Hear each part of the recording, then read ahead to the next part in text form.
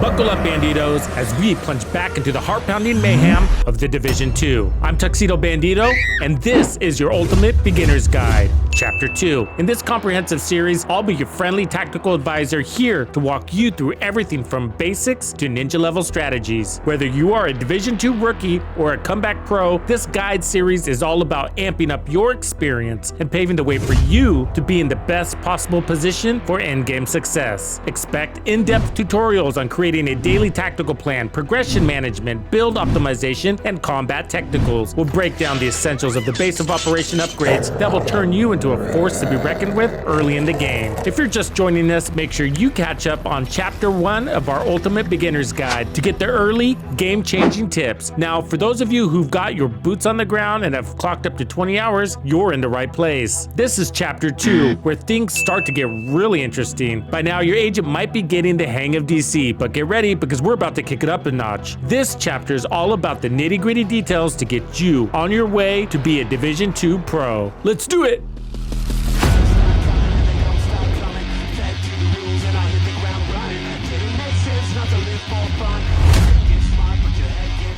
You're back and ready for more. You've had a taste of the vastness this game offers, and believe me, it's only going to get bigger. There's plenty of exploration ahead, but right now, our focus is on getting operations up and running to reclaim control of DC. Our key objective today, brace yourself for some major story progress. First stop on our adventure, unlocking and fully upgrading the campus settlement, but that's just the beginning. We're focused on opening up the entire map, power leveling our agent to 30. We'll dish out the essentials for builds at this stage, plus break down newly unlocked systems like recalibration and expertise, and of course, delve into combat intricacies. Now, before we jump in, a friendly reminder, if you missed Chapter 1, hit the pause button, check it out, and then come back. Trust me, it's packed with essential details that set the stage for what we're about to cover. So agents, grab your gear, check your ammo, and let's roll into Chapter 2 of the Ultimate Beginner's Guide for the Division 2.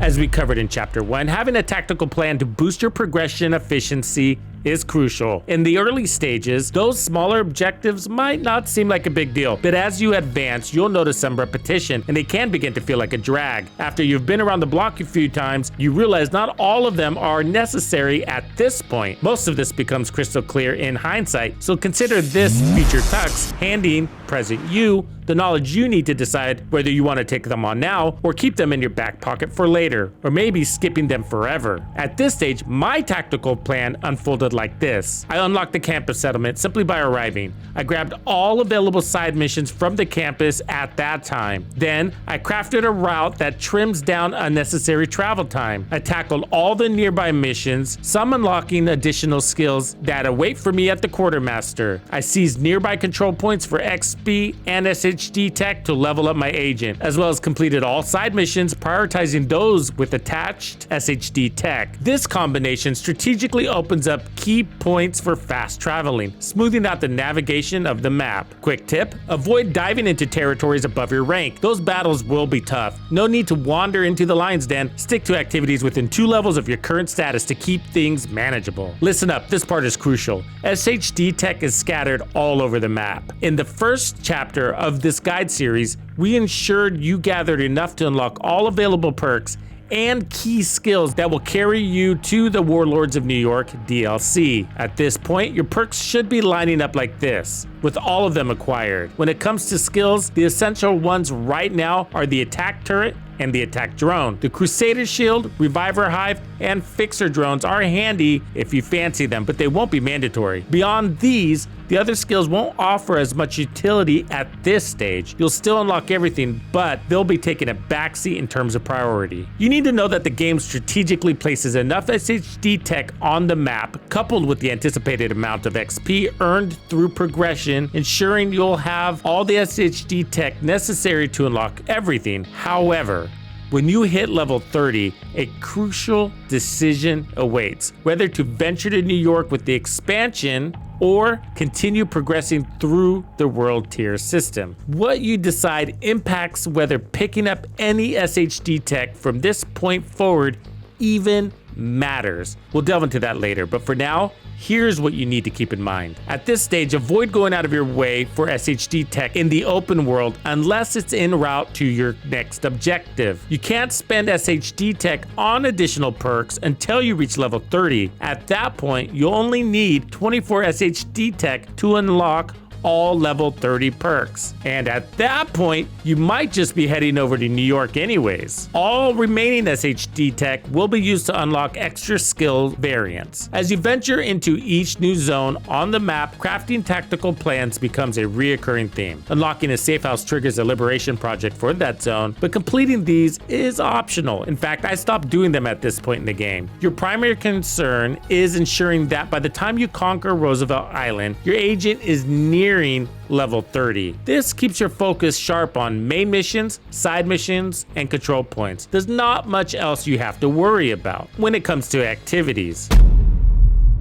Okay, you need to advance your character's power level systematically, ensuring your gear aligns with the progressed power level. While build basics become somewhat more crucial at this stage, delving too deeply into intricate builds isn't a priority early on, not even at this stage. Here's what you need to understand about builds in this phase. As we learned in Chapter 1, the quality of an item dictates the number of components it possesses and whether it features unique talents. Worn is gray, standard is green, specialized is blue, superior purple, high-end gold, gear set also green, and exotic coral. When I kicked off this chapter, I was cruising at level 14 with standard green gear laying into my build. And your immediate mission will be ditch all the green gear and aim for at least all specialized blue gear before hitting level 20. By the time you reach level 24, ensure at least half of your build consists of a mix of superior and high-end gear, with nothing below blue gear. And as you approach level 30, all your gear should be superior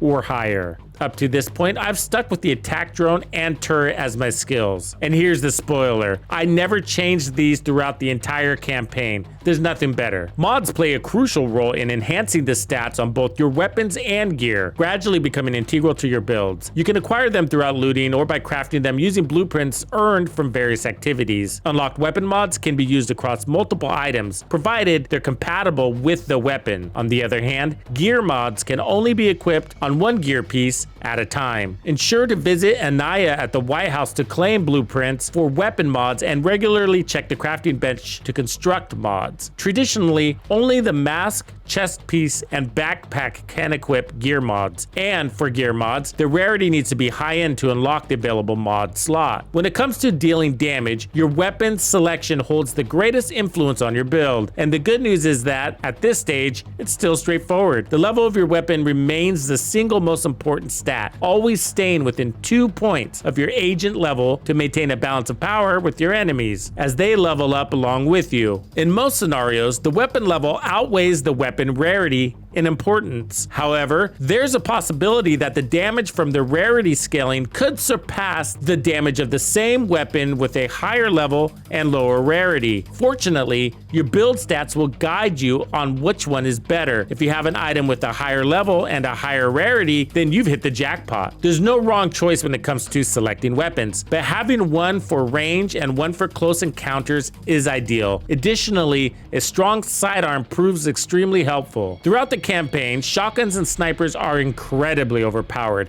I found that maintaining a balance of power allowed me to one-shot most enemies with either weapon. Here's a list of my favorite one-shot weapons to make you feel formidable early on. The M870 shotgun, the Super 90 shotgun, the M44, 700 series, and SRS series snipers. Virtually any sniper will work, but not the SVDs. When it comes to the 6 gear pieces, listed in order of greatest impact, prioritize the key stats as follows: the base armor value, followed by the brand attribute, the core attribute, and finally, the secondary attributes. Make sure to prioritize your gear accordingly for optimal effectiveness. When focusing on resistance, the most impactful aspect for your build is your gear and the base armor value it brings. The good news is that, once again, the level remains the single most important stat. The higher the level, the greater the base armor value that the item will contribute to your total armor value. Similar to weapons, gear level typically yields more armor than the same item with a lower level and higher rarity. No need for guesswork. Follow the green arrow and the armor change indicated on the build stats. As for other attributes, their values are usually so small that they won't significantly impact your performance. However, if you have a choice, opt for the one with the stats you prefer. In the early game, there are two fundamental ways to enhance your build utility. Weapon mods play a crucial role at this stage, providing significant assistance. Regularly crafting them at the bench should be part of your routine. Skill tiers offer a fantastic avenue to increase skill power and make a substantial impact. Adding just one more skill tier can significantly boost your skill damage, often surpassing the contribution of any attribute to your weapon damage. Load up on skill tiers without hesitation. In the early game, it's worth noting that it may be challenging to make your skills more efficient killers than your primary weapon. Additionally,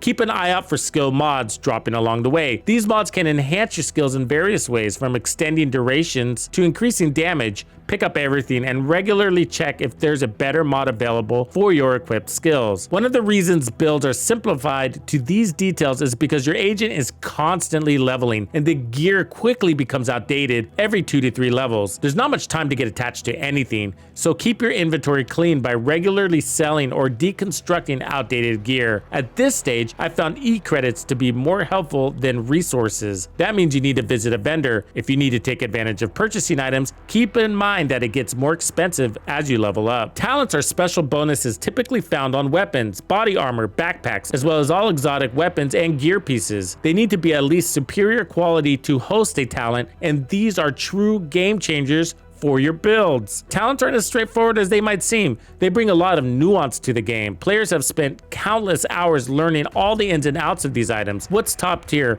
how they synergize with builds, under what circumstances they do or do not work, and all the exceptions. To prevent your head from spinning around and popping off, I'll give you the essential information you need to know right now, and we'll dive deeper into the rest at a more appropriate time. You'll come across a variety of talents, and truth be told, some are considered rather useless. You'll also encounter weapons or gear items of lesser level or rarity that might be more attractive solely because of the talent. Keep in mind that your character levels up so fast that the item will begin to underperform pretty quickly, but fear not, we've got a workaround for that.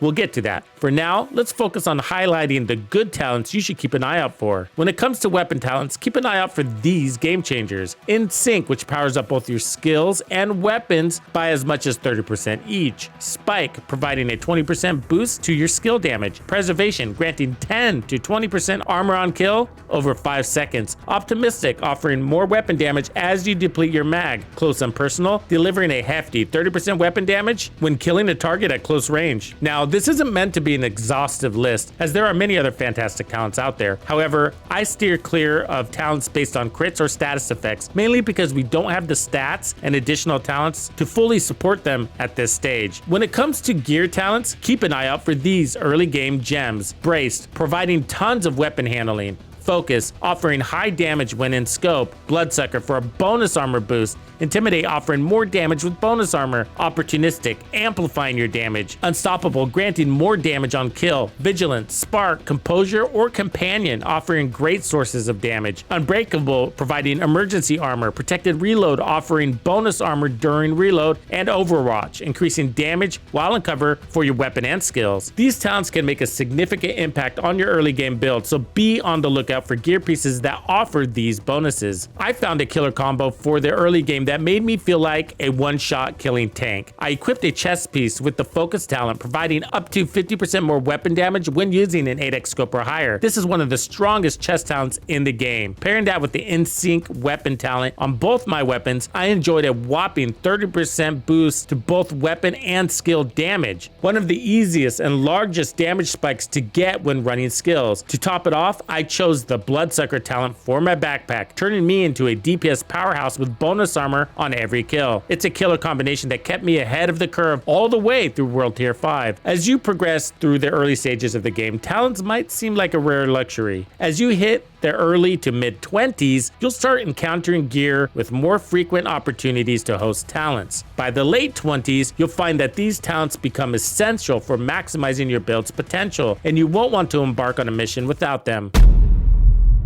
Within the first couple of hours of unlocking the campus settlement and completing the third mission, you will be able to recruit Emma Richards, granting you access to the Recalibration Bench. Currently named the Recalibration System, it's slated for an upcoming update that will simplify and rebrand it as Tinkering, though the core functionality will remain the same. Don't worry about the impending changes. I will cover everything in a detailed recalibration and optimization tutorial. Make sure to subscribe and turn on notifications to stay in the loop. The Recalibration System allows you to transfer stats to enhance your gear or weapon, focusing on core attributes, secondary attributes, or talents. Keep in mind that brand or gear set attributes remain unaltered. You can't change those. During this early stage, you'll only use the Recalibration Bench sparingly until you reach level 40, so let's stick to the basics for now. Recalibration in the Division 2 is a powerful tool, allowing you to transfer talents, attributes, and bonuses from one piece of gear to another through the Recalibration library. When you transfer an attribute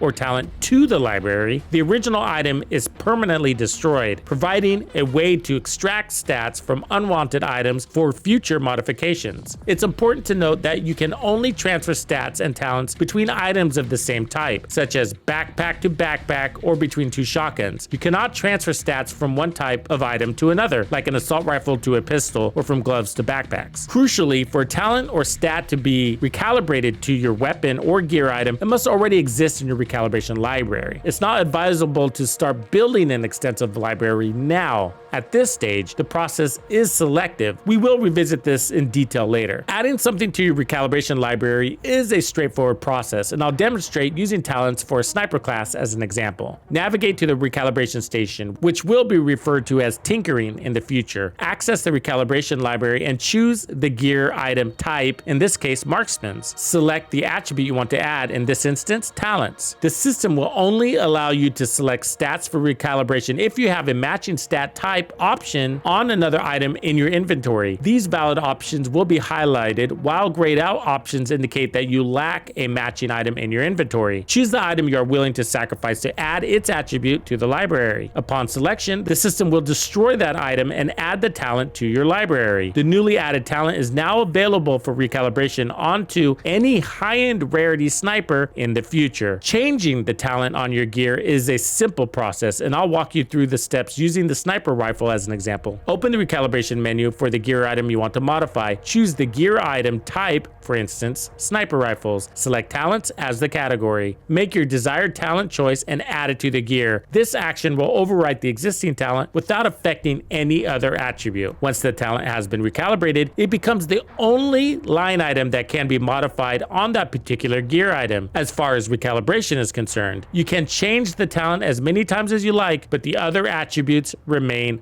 fixed. Conversely, if you had chosen a sub-attribute stat for recalibration, that would be the sole item you could update through the system. Keep in mind that once a line item has been recalibrated, it becomes the exclusive item that can be modified on that particular gear item. Now that you've learned the basics of adding items to your recalibration library and gear, here's a crucial tip. At level 40, you'll get a new recalibration bench that will persist through the end game. The lower level recalibration bench you currently have won't be worth the grind, considering you won't stay in these lower levels for long. If you're certain you won't enter the Warlords of New York DLC, or you plan to stay in the world tier system for an extended period, then fully leveling up your library with cores, attributes, and talents might be worthwhile. If you're unsure about your path at level 30 or aren't familiar with the DLC and Warlords of New York, it's best to minimize your time investment in the recalibration process for now. I'll provide all the details you need when you reach the level 30 crossroads in a separate video. Since most will eventually make their way to New York, I recommend adding only your top favorite talents to the library at this stage. At this point, you'll also unlock the expertise system system. Gear expertise is a progression feature that enables you to enhance the maximum performance of high-end or better quality items. It's too early in the game to delve into this system and complicate things. We have dedicated guides for expertise, and I recommend checking those out to get a better understanding. For now, let's reserve this conversation for when you reach level 40. As you progress, it's beneficial to acquaint yourself with some of the gear and combat technical aspects. Think of this as an introductory overview, offering essential insights for the present with a promise to delve deeper into more details at a more opportune moment. Here's a rundown on the finite details of your HUD. It has your active talents listed down below, your primary weapon, ammo here, secondary ammo in the mag here, and your sidearm. Special ammo will show up as orange here with a symbol indicating what type of special ammo it is. When you have a specialization equipped, the progress to specialization ammo earned will be here along with the current ammo count. Your weapon talent icon can also show up here and seen when in scope. Damage numbers: white, gold, red, yellow, and blue. Each color tells a story. Health, crit damage, headshots, explosive, and armor damage, respectively. Critical hit chance represents the percentage likelihood of landing a critical hit, with a maximum cap of 60. On the other hand, critical hit damage denotes the additional impact inflicted when a critical hit occurs. Weapon handling serves as a comprehensive attribute encompassing stability, accuracy, reload speed, and weapon swap speed, providing an all-in-one enhancement for your firearms. Additionally, the optimal range defines the distance at which your weapon's damage initiates a decline, with the maximum damage range extending up to 100 meters. Accuracy directly influences the bloom of your weapon. When using an assault rifle, you might notice a small white dot moving within the center of your crosshairs. Accuracy diminishes the movement of this dot, reducing the bullet spread and increasing the likelihood of more shots hitting your target. Stability plays a role in controlling both vertical and/or horizontal recoil when firing your weapons. It also decreases weapon sway. Explosive damage increases the power of explosive grenades, the grenade launcher, and explosive skills. Explosive resistance protects you from explosive ordnance. A status effect is a condition that influences an individual, whether a player or an NPC, and hampers their ability to perform actions. Examples include fire, shock, bleed, burn, and more. Status effect attributes enhance the duration of status effects and the damage over time caused by status like bleed and burn. These incremental damage instances are commonly referred to as ticks. Skill duration extends the period a skill remains active after deployment. It's essential to note that skill duration does not impact the duration of status effects. For skills that induce status effects, specific mods are available to increase the duration of these effects. Skill health directly enhances the durability of your deployed skills, effectively increasing the amount of damage they can withstand before being rendered inoperable. Hazard protection acts as a protective shield against a variety of status effects, safeguarding you from dangers such as napalm, bleed, blind, burn, disorient, ensnare, shock, poison, and disrupt. It serves as a crucial defense mechanism, providing resilience against a range of hazardous conditions, although it does not offer protection against explosives. Protection from elites provides more resistance from the gold or yellow elite enemies, including elite tech and named bosses. The cap is 80%. Incoming repairs speeds up those repairs coming from skills. It's exclusive to you, courtesy of any allied skill, including your own. Repair skills impact healing skills in both directions. They not only enhance the effectiveness of your own healing skills, but also amplify the healing provided to other players. It's important to note that unlike incoming repairs, repair skills do not influence the amount of healing received from other players. Armor on kill restores a percentage of your base armor value, the white armor bar. Bonus armor is a blue armor and usually provided by a talent and needs to be earned. Armor regeneration repairs armor over time. Adds is short for additional units, used to describe non-boss units that spawn during an encounter. Aggro is used to describe being the target. In some game modes like raids and incursions, it's indicated with an eye symbol. Chunga is a nickname for a big tanky enemy. Cooldown is the time before a talent or skill can be used again. Dog is a nickname for a Black Tusk Warhound. Wally is a nickname for a Black Tusk tank. Re-rolling is a term we use to describe the recalibration recalibration process of changing a stat or the process of upcycling an exotic at the crafting bench for an attempt at getting better attributes. I trust that Chapter 2 of the Ultimate Beginner's Guide has provided valuable insights. Share your thoughts on whether you're inclined to venture into the Warlords of New York expansion at level 30, if you intend to remain in the world tier system, or if you find yourself standing at the crossroads, staring into the abyss, hoping for clarity. Thank you for hanging out with me today. My name is TuxedoBandido, and this was another episode of The Division 2. If you found this video helpful, subscribe, like, and turn on notifications to ensure you don't miss out on the fantastic experiences waiting for you in The Division 2. And if you like builds like this, check out the recommended build video I have here for you. If you have anything you want to see covered, be sure to let me know in the comments below. And thank you to all the channel members and donors who make everything possible. Tux Nation wouldn't be without you.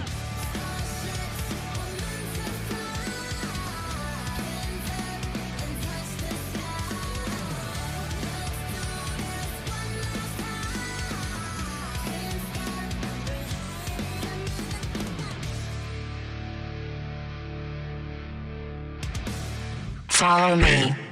I get it.